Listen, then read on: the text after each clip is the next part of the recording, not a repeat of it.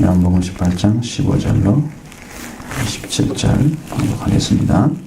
시몬 베드로와 또 다른 제자 한 사람이 예수를 따르니 이 제자는 대제사장과 아는 사람이라. 예수와 함께 대제사장의 집들에 들어가고 베드로는 문 밖에 서 있는지라. 대제사장을 아는 그 다른 제자가 나가서 문 지키는 여자에게 말하되 베드로를 데리고 들어오니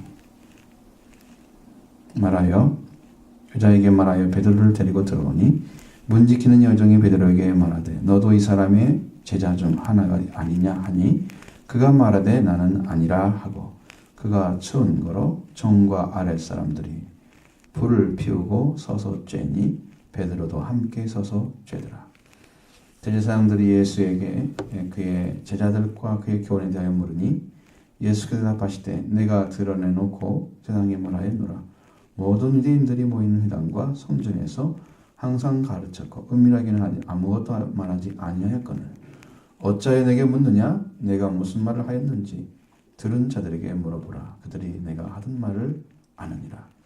이 말씀을 하시고 곁에 섰던 아랫사람 하나가 손으로 예수를 쳐 이르되 네가 대제사장에게 이가 대답하느냐 하니 예수께서 대답하시되 네가 말을 잘못하였으면 그 잘못한 것을 증언하라.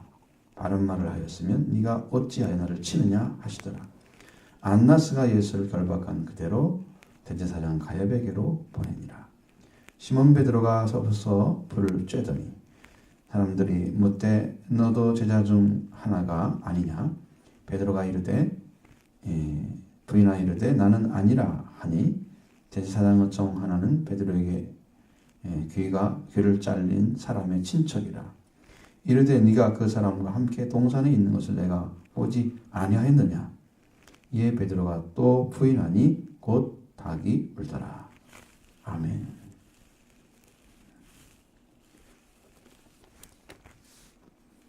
성경이 이제는 많은 사람들한테 영향을 끼치는 책이 별로 못 되는 것 같아요.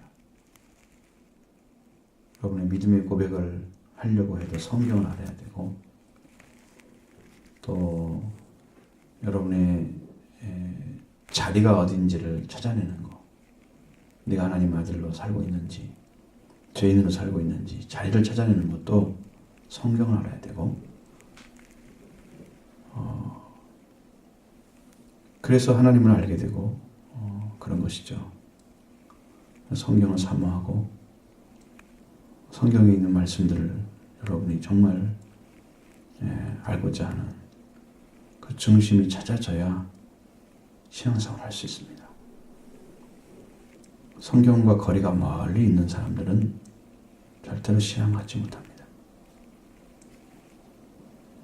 마음이 멀리 떨어진 사람들은 사랑할 수가 없어요. 여러분 사귀던 사람이 마음이 확 바뀌면 어떻게 될까요? 못 사귀죠. 마음이 없다는 거잖아요. 성경에 대해서 하나님은 성경을 통해서 일을 하고 계셔요. 지금도. 성경을 통해서 성령으로 말씀하시고 그 말씀하신 것을 듣게 하셔서 구원을 시키는데 이 성경을 사랑하지 않는 사람들은 결단코 구원에 이를 수가 없습니다. 무슨 방법이 없어요. 여러분 눈을 열고 성경을 보고 성경을 찾고 구원을 요청해야 하나님이 구원해 주시지. 여러분 원한대로 살고 여러분들의 뜻대로 살다가 주일에 와가지고 한번 예배를 드렸다고 네가 나를 위해서 그렇게 했구나 이렇게 하고서 구원시켜 줄 것 같습니까? 구원은 그렇게 쉽게 얻을 수 있는 게 아닙니다. 그렇게 쉽다고 성경에 말하고 있지 않아요. 아무리 이제 여러분을 위로하고 사랑하는 성경이 있어도 거기에는 수고하고 지금 무거운 짐진 자들아 다 내게로 오라 내가 너희를 쉬게 하리라 말씀하시죠. 그리고 너는 내게 와서 멍에를 메고 내 배우라 말씀하십니다. 예수님께 다 짐을 맡겼다고 해요. 그리고 그러나 예수님을 배워야 됩니다. 멍에를 메고 멍에는 소가 매는 멍에예요. 어미 소가 가면은 아기 소가 옆에 따라가면서 어미와 함께 걷는데요. 근데 멍에는 누가 다매냐? 짐은 정말로 땅은 누가 가느냐? 어미소가 가나요. 그런데 작은 소는 그냥 어미소를 따라가는 거예요. 엄마가 일을 다 해. 같이 가야 돼. 그러니까 예수님과 같이 가서 예수님 것을 배우지 않으면 그것이 이루어지지가 않아요. 수고하고 무거운 짐이 다 내려지지가 않는다는 거예요. 그렇게 달라요, 신앙은. 여러분이 요청하든 요청하지 않든 신앙의 세계는 그렇다는 걸 아셔야 돼요. 그런 길밖에 없어요.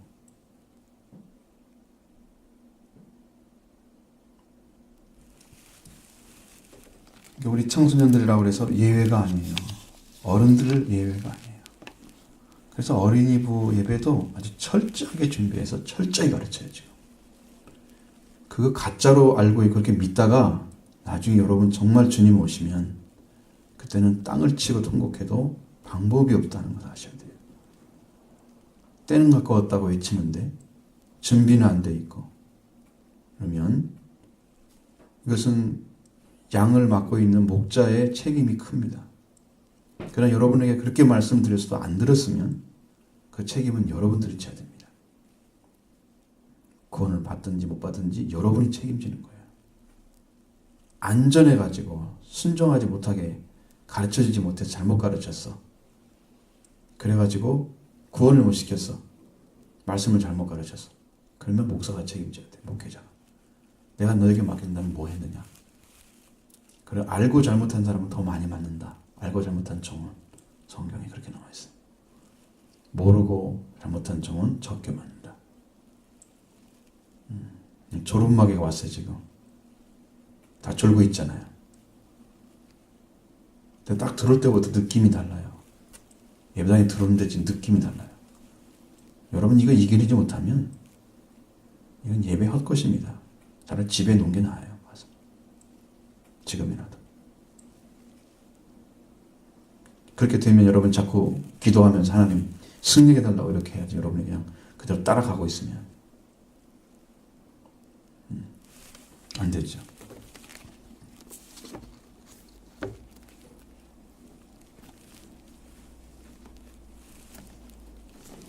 자, 예수님이 잡혀갔습니다. 들어갔죠.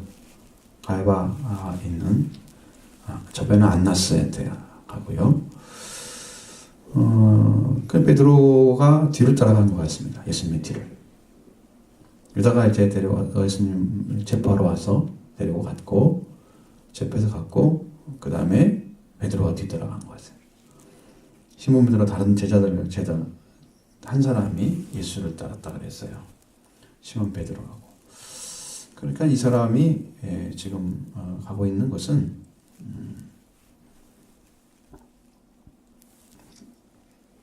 시몬 베드로는 대제사장을 모르고 여기 같이 따라가는 제자는 대제사장을 아는 사람이에요. 아무래도 가룟 유다 아닐까 싶어요. 다른 사람이 안내한 사람이 없기 때문에요. 그래서 예수님과 함께 대제사장의 집에 뜰에 들어갔다. 베드로는 문 밖에 서 있었습니다. 들어가지 않고. 대제사장들 아는 그 다른 제자가 나가서 문을 지키는 여자에게 말합니다. 베드로를 데리고 오시오. 이렇게 얘기하니까 문 지키는 여정이 베드로에게 말을 합니다. 너도 이 사람의 제자 중 하나가 아니냐? 베드로가 당당하게 얘기를 해야 되는데 베드로가 나는 아니라. 그러면서 지금 여러분 이 18절 말씀이 참 웃기는 거예요. 그가 추운 거로 종과 아랫사람들이 불을 피우고 서서 쬐니 베드로도 함께 서서 쬐더라. 지금 뭘 생각하고 있는 거예요? 베드로는 자기는 예수님을 따르는 제자가 아니었다라고 부인하면서 그 종들과 함께 섞여가지고 예수님을 따르지 아니한 사람처럼 가장을 하고 있는 모습을 보여주고 있어요. 나는 이 편에 서 있지 않다는 거예요. 나는 지금 예수를 따르지 않았다는 거예요. 예수님 따르는 편에 서지 않았다. 그거예요. 그것을 보여주는 방식이 불을 쬐고 있는 거예요. 추웠기 때문에 이 불을 펴놨는데 그 불을 아랫사람과 정도로 서서 있는 그곳에 같이 섞여서 있는 그런 모습입니다. 예수님을 사랑하는데 여러분 다른 사람이 예수를 따르냐 그러면 부인하죠. 나는 잘 몰라. 여러분 교회 다니면서 여러분한테 물어보는 거예요. 너 교회 다니지? 너 예수를 구주로 고백해? 예수님이 제자야 네가? 이렇게 물어보면 맞아, 난 예수님의 제자야 이렇게 얘기해야 되는데 베드로는 아니야, 난 그 사람 몰라 이런 거예요. 지금까지 따라다니는데 여러분 이것을 돌이키지 않으면 어떤 일이 결과가 올까요? 예수님을 따랐던 사람이 어느 날 갑자기 모른다고 고백했어요.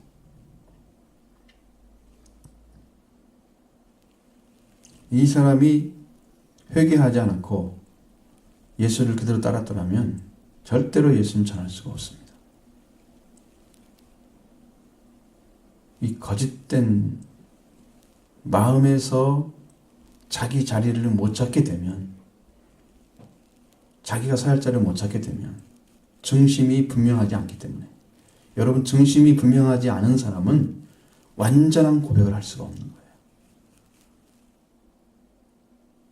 이 베드로가 예수님이 하나님의 아들이라고 말씀했고 그리스도라고 하나님 보내신 이 땅에 보내신 기름 부은 자라고 고백을 했어요. 그러니까 하나님이 절대적으로 신뢰하시는 하나님의 구원자로 인정을 한 거예요. 그 사람이 여기 와서는 모른다 이렇게 얘기하는 거예요. 지금 그렇게 고백했던 사람이 하나님도 인정했던 고백을 했어요. 그 사람이 이제 모른다 얘기합니다. 베드로는 아직도 자리를 못 찾고 있는 거예요.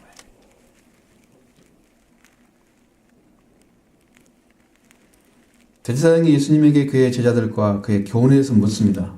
왜 묻냐? 당신은 뭘 가르쳤습니까? 지금까지 이거죠. 제자들에게 뭘 가르쳤냐는 거예요.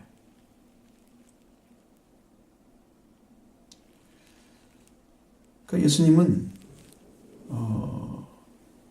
사람들에게 말씀을 다 했어요. 말씀을 다 가르쳤습니다. 사람들이 듣는 데서도 하고요. 공개적으로 하는 것이 대부분이죠. 거의 대부분이고, 그 비유 같은 것은 성경에서 해석을 해야 되기 때문에 그 비유를 해석할 때만큼은 다른 사람들이 없었어요. 그 외에는 다 들을 수 있도록 했단 말이에요. 누구에게나 공개적이에요. 공개 교육을 시킨 거죠. 저들이 보는 앞에서, 사람들이 서 있는 앞에서 그대로 한 거예요. 회당이나 성전에서 예수님 말씀하신 것처럼 모든 유대인들이 모이는 회당이나 성전에서 함께 항상 가르쳤다. 은밀하게는 말하지 않았다. 는 얘기입니다. 어찌해서 나에게 묻습니까? 내가 무슨 말을 했는지 들은 자에게 물어보십시오. 그들이 다 내가 하던 말을 알 것입니다. 자, 이렇게 말을 하니까 대제사장에서 아래서 일하는 사람이 예수님을 손으로 치는 거예요. 이 세상 사람으로 말하면 뭐예요? 누군 줄 알고 이런 대답을 함부로 한다고 그러면서 예수님을 친 거예요. 손으로 딱.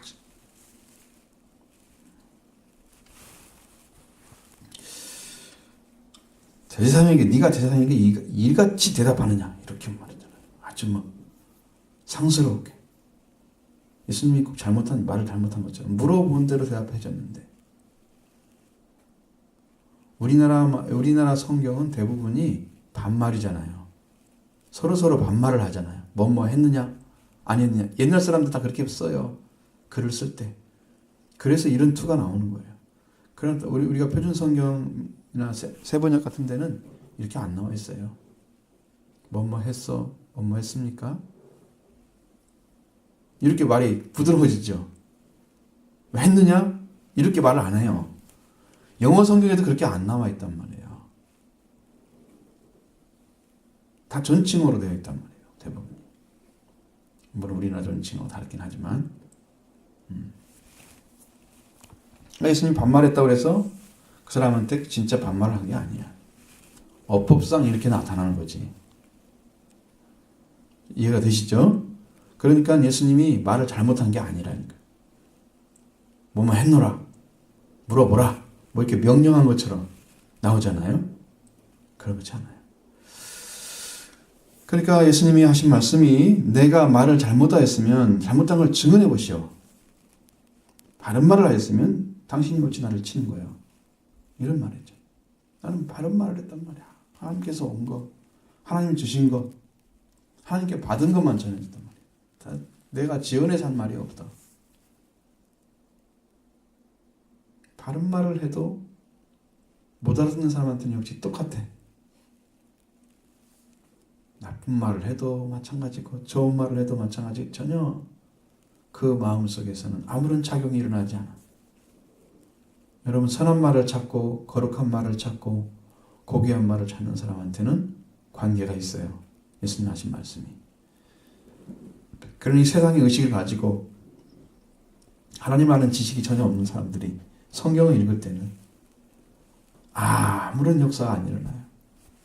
왜냐하면 왜 그러냐면 그 말이 우리 안에 들어와서 일을 하셔야 되는데 일을 전혀 할 수가 없어요. 안 믿기 때문에. 그래서 말씀이 작용이 안 일어나. 이 사람들한테는 무슨 말을 해도 동일하게 들리는 거예요. 그러니까 공손하게 말만 잘하면 돼. 자기에 관련된 것은 굉장히 집중적으로 얘기하겠지만 진리나 큰 은혜, 그 거룩한 하나님의 세계에 대해서 전혀 관심 없어요. 그러니까 여러분, 그것은 전혀 다른 거예요. 예수님이 어떤 말을 해도 말을 잘못한 거 찾아내지도 못해. 말 대꾸한 게 잘못한 거야. 응? 분명하게 옳고 온전한 박을 말을 해줘도 옳다고 얘기 안 해줘. 인정하지도 않아. 이 대제사장들도 정치인들이에요. 정치인들은 자기 유익하면 다 되는 거예요. 자기 입지를 세워서 자기 원하는 대로 하면 다 되는 거예요. 그게 정치인들의 아주 더러운 색깔이죠. 모순덩어리죠. 그 모습을 그대로 보여줘. 예수님은 그 말씀하시니 아무 말도 안 하잖아요, 사람들이. 사실 할 말이 있었을까요? 없었을 것입니다. 그래서 말을 안 걷고 지나가는 거예요. 그래서 안나스가 대제사장 가야바에게로 이제 드디어 데려가는 거예요. 그의 가야바가 대제사장이었다.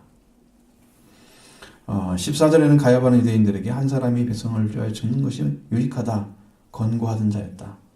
13절에는 그의 대제사장인 가야바, 안나스는 그의 장인이라 그랬잖아요. 진짜는 누구예요? 가야바죠. 가야바에게 데려가야 돼요. 예수님을 데리고 갑니다. 자, 그런데 이 이야기가 연결되지 않고 갑자기 누구 얘기가 나와요? 베드로 얘기가 또 나온단 말이죠. 왜 중간중간 섞었을까요? 여러분, 이 이야기를 예수님이 지금 예수님 부인했던 걸 세 개를 딱 묶어놓으면, 그리고 대제사장에게 데려가는 모습들을 나타내면 더 좋을 텐데 왜 이렇게 떨어뜨려 놨을까요? 자, 베드로는 그렇게 부인한 다음에 계속해서 불을 쬐는 사람과 함께 섞여 있었던 거예요. 아무 일도 없는 것처럼, 예수님을 모르는 사람처럼 가장해서 섞여 있는 거예요. 베드로의 진실성 같은, 진실성이 있는, 그러니까 하나님의 고백을, 예수님에 대한 고백을 했던 그 베드로가 이제는 아랫 사람들과 종들에게, 가야바에 속해 있는 그 종들에게 섞여서 자기도 그들 속에 있는 것처럼 가장하고 있는 모습을 그대로 유지해야 하는 거예요. 이런 모습이 뭘 가르쳐 줍니까? 우리 그리스도인들이 하나님을 믿는데 진실성을 찾지 못하면 다른 사람에 섞여서 있어도 나는 그래도 믿는 사람에 들어있으니까 이 자기를 거꾸로 위로를 하는 거죠. 지금 예수님은 죽으러 갔다는데 자기는 죽는 데 따라가고 감옥에서 같이 가겠다고 고백했던 사람입니다. 여기는 안 나오지만 다른 성경에는 수없이 나와 있어요. 그것이. 내가 죽는 데 같이 가고 죽는 데까지 같이 간다고 그랬어요. 감옥에도 같이 가고 예수님께 절대로 떨어지지 않겠습니다. 이렇게 얘기한 사람이 와서 부인하고 있는 거예요. 응? 자기가 고백한 대로 살아갈 수 있습니까? 여러분이 말한 대로 행동이 되나요? 내가 원하는 대로 계획 세워놓고 여러분 다 되고 있습니까? 몇 %나 됩니까? 그러면 난 올해는 이렇게 살 거야 그렇게 해놓고 이렇게 계획 세워가지고 쭉 해나가는데 계획을 안 세운 사람은 할 말이 없죠. 그냥 일상생활 그냥 적당히 살아가면서 자기의 목표도 없이 그렇게 살아가는 사람은 삶의 목표가 없으니까 뭐 의지가 아주 약하잖아요. 그냥 되어진 사람. 그 사람 말고 내가 올해는 어떻게 해봐야 되겠다 이렇게 생각했는데 원하는 대로 사라집니까? 그럼 얼마나 사라져요? 절반이나 했나요? 아직 몇 개월 남았는데 그렇게 어렵다는 걸 아셔야 돼요. 베드로가 고백했다는 것은 하나님께서 알게 해주셨어요. 알게 해주셨기 때문에 고백한 것이고 베드로의 중심에는 그러한 그리스도, 예수님이 그리스도, 당신은 그리스도 사실 하나님 아들이라고 고백하는 그 심령을 지금 찾은 게 아니에요. 베드로 안에는 아직 그걸 모르고 있는 거예요. 그럼 어떻게 아느냐? 성령이 오시면 알려줍니다. 예수님이 누구인지. 그러니까 성령을 받아야 된다니까. 회개하고. 성령 받으면 예수님 누군지 알아. 그때 가서는 고백을 바꿀 수가 없어. 성령 받은 사람 부정하면 안 돼. 왜 그러냐면 성령 받은 사람은 계시를 받는 거예요. 하나님이 열어주신 말씀이 있어요. 근데 그 말씀을 받는데 그 말씀을 어기게 되면 어떤 일이 벌어지느냐? 그것은 성령 모독죄가 생깁니다. 이거 무서운 얘기인데 여러분들은 내가 믿음이 없으니까 뭐 그런 거 상관없이 생각할지 모르지만 그렇지 않습니다. 하나님의 계시로 준 말씀을 무시하고 그것을 지키지 않게 되고 그래서 하나님이 주신 말씀을 버리게 되는 순간에 자기도 버림받습니다.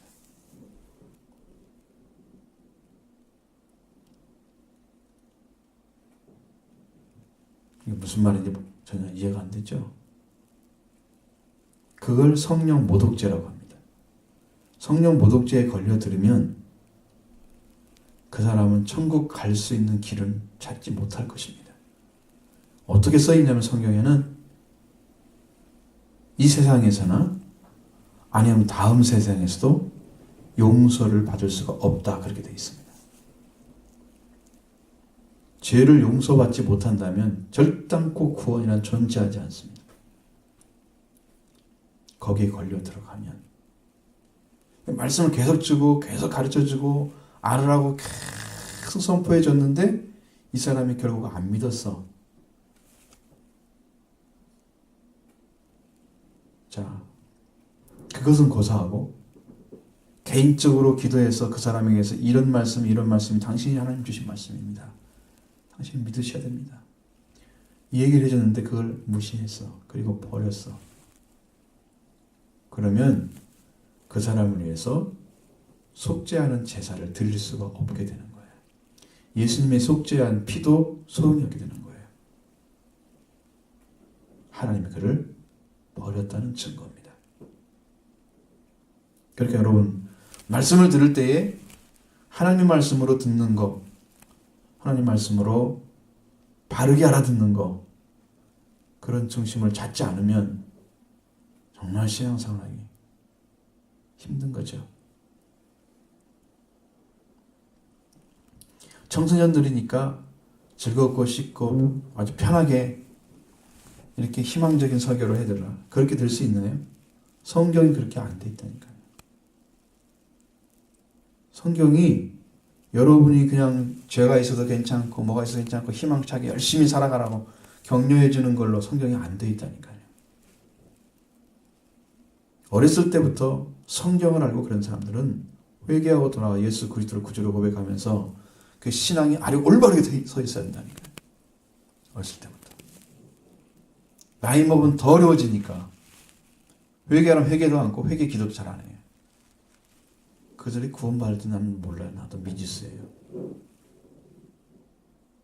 왜? 보이잖아요. 끝이. 회개하지 않은 사람들의 모습이 보이잖아요. 마음이나 생각이나 행동이 예수님을 안 닮았잖아요. 핏줄은 닮는 건데.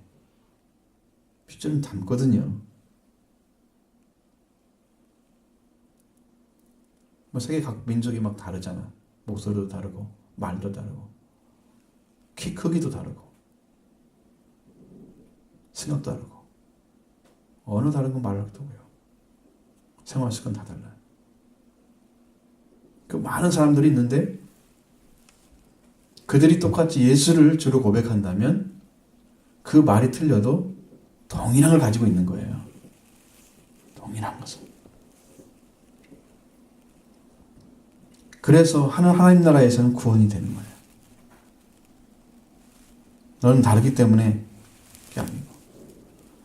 예수님을 그저로 고백하는 사람들은 예수님에 대한 공통점 하나, 예수 그리스도를 주로 고백하고 예수님과 함께 살아가는 그 하나가 전체를 대변해 버리는데, 여기 예수님과 함께 살아가는 삶을 가지고 있는 것처럼 형식은 되어 있어.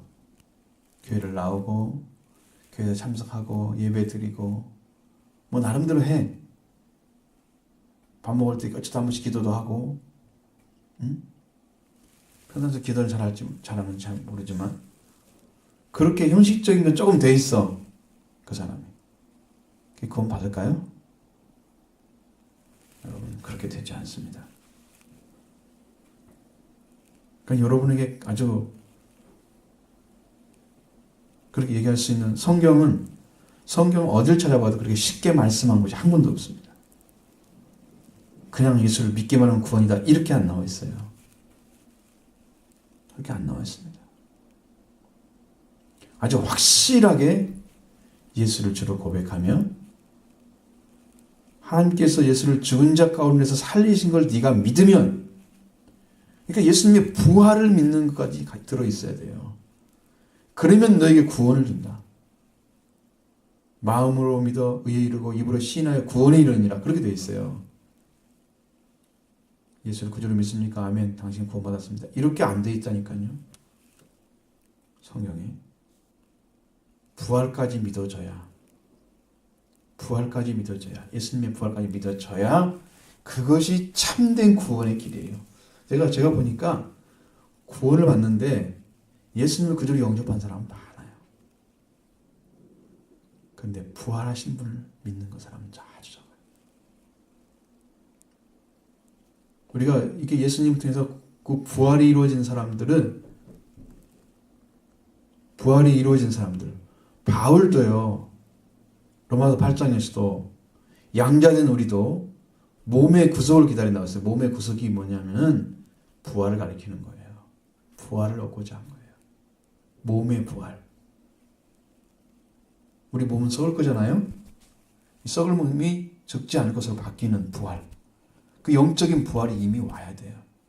예수님의 부활이 그래서 온 거예요. 그 사람한테. 그것을 기다린다는 거예요. 부활이 와야 된다. 부활을 믿는다고 하는 것은 그는 하나님의 아들로 완전하게 살아난 사람이에요. 그래서 하나님을 사랑하고 예수 사랑하는 그 진실한 계명을 지킬 수 있는, 계명의 부활은 또 따로 있어요. 여러분, 그건 정말로 설명하기 어렵고 알아듣기 어렵습니다. 여러분, 이 진리를 다 알아야 돼요. 모르면은 구원받는 길을 찾지를 못하는 거예요. 들어도 이해를 못한다. 제가 아는 사람 중에는 교회를 다니다가 못 알아들어가지고 교회를 안 다니는 사람도 있어요. 여러분은 알았든지 못 알았든지 교회 다니죠? 여러분 다니죠? 그런데 말씀을 못 알아들어서 교회를 못 다니는 사람도 있어요. 성경은 그것을 우매한 자라고 그렇게 얘기합니다. 우매한 자들은 어렵습니다. 죄인의 길을 벗어나서 거룩한 길로 못 들어갑니다. 여러분, 지금 말씀을 몰라도 된다고 생각하는 이런 생각 자체가 이미 사탄에게 지금 속은 거란 말이에요. 여러분이 진리를 모르면 안 된다는 거죠. 진짜를 안 믿으면 가짜로 믿고 있는 건데, 내가 예수님 하나님의 아들로 진짜 고백하고 있는지, 나를 구원한 분으로 확실히 내 심령에 와 계신지, 네 마음에 영접하는 하나님의 아들이 된다고 그랬으니까. 마음에 영접하는. 영접한다는 그 자체 말은 모셔드리는 걸 말하는 거예요. 그러니까 영접하는 건 마음에 모셔드리는 거죠. 응? 모셔드리는 거니까 집으로 들어오는 거잖아요. 그러면 사람이 집으로 들어오는데 예수님 여기 들어오세요. 우리 집 들어오세요. 이게 아니고 나와 예수님 관계니까 내 마음에 들어오는 거죠. 그 영접하는 거죠. 예수님과 관계 맺어져야 된다니까. 다른 건 없다니까. 예수님 여러분의 구주로 딱 서 계셔서 와서 내가 어떤 말을 누가 해도 나는 예수님의 구주라는 걸 고백할 수 있어야 된다. 베드로는 2번이나 또 고백을. 불을 쬐고 서 있다가 그 중에서 하나가 또 물어보잖아요. 너도 그들 중에 있지 않았냐? 그러니까 베드로가 나는 아니라 부인하죠. 또 대제사장에 함께 와가지고 베드로가 게세마네 동산 기도를 지나까 거기서 귀를 쳤던 그 사람의 친척이래. 그 사람이 말고란 이름이잖아요. 말고의 친척인 사람이 또 묻잖아요. 내가 그 사람과 함께 동산에 있는 걸 내가 봤느니라. 얘기해도 나는 아니다. 거기 있지 않았다. 베드로가 부인하니까 닭이 울었대요. 이것이 약속 있는 말씀이에요. 네가 닭이 울기 전에 네가 나를 3번 부인하리라. 그랬더니 닭이 울었어요. 3번 부인하고 나니까. 닭이 울었다는 것은 신호를 보낸 거예요. 베드로한테. 베드로가 회개할 음성이 들려왔다는 거죠. 회개할 음성이. 그 회개할 음성을 들었을 때 베드로는 여기는 안 나와 있지만 누가복음서에 보면 신랑이 나와 있어요. 자, 한번 봐요, 여러분들. 누가복음 22장.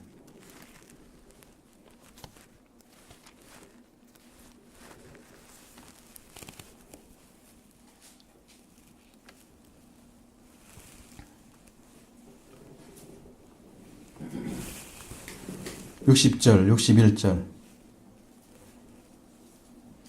136페이지. 찾죠?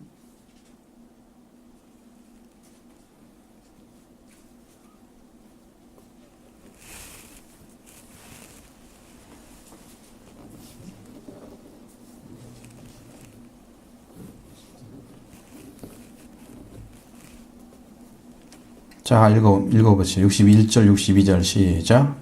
주께서 돌이켜 베드로를 보시니 베드로가 주의 말씀 곧 오늘 닭 울기 전에 내가 3번 나를 부인하리라 심히 생각나서 밖에 나가서 심히 통곡하니라. 이 말씀하시죠. 베드로가 3번 부인하기 전에 부인한 후에 닭이 운다는 거예요. 닭이 울기 전에 3번 날 부인하리라 그랬잖아요. 이제 그걸 생각이 났죠. 생각이 나서 밖에 나가서 심히 통곡하니라. 말씀 때문에 통곡을 했죠. 베드로는 예수님을 부인한 것을 통해서 회개가 일어난 것입니다. 개인적으로. 닭이 베드로에게는 회개의 목소리인 거예요.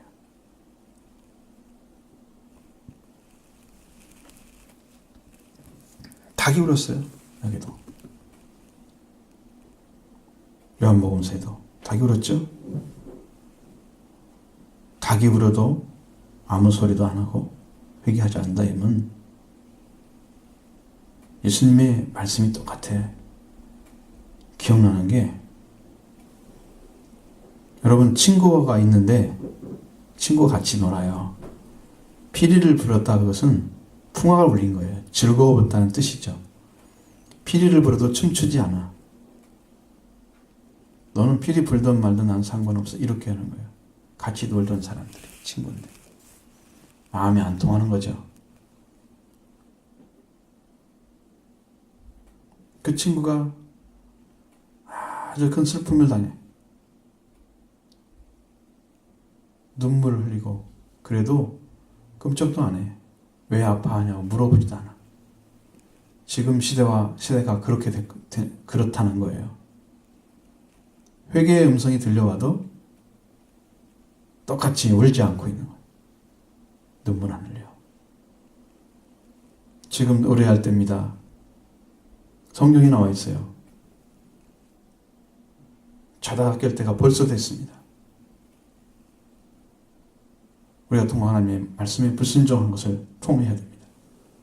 이렇게 가르쳐줘도 그 음성이 그 사람 마음에 하나도 안 움직여서 마치 피리를 불어도 춤을 추지 않는 것처럼 애곡을 하고 슬퍼하고 고통당해도 눈물 한 방울 안 흘린 것처럼 미동도 하지 않고 있는 그 죽어있는 세대 영적으로 그 세대와 똑같이 되면 안 된다는 거죠.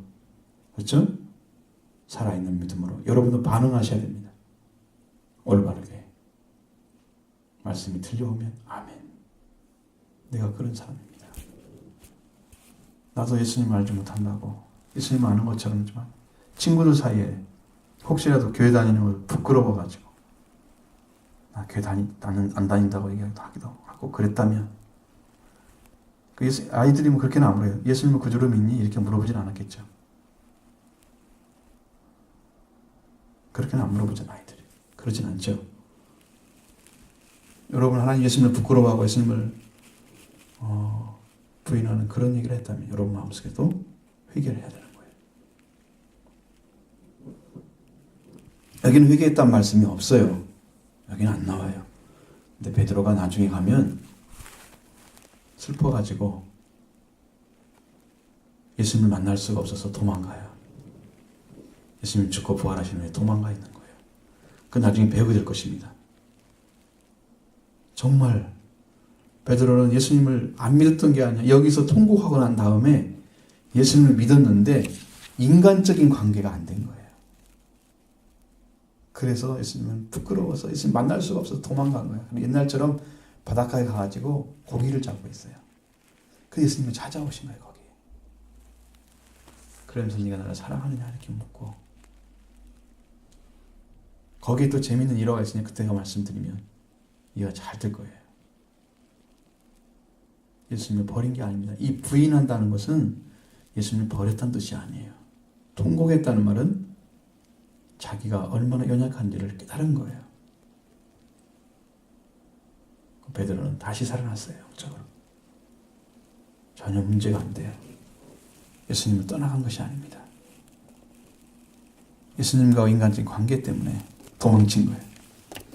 나중에 이제 원어로 설명을 드리면 아 그렇구나. 많은 사람들이 못 알아듣는 얘기 잘 보이는데 사실은 그렇지 않습니다. 어렵지 않아요.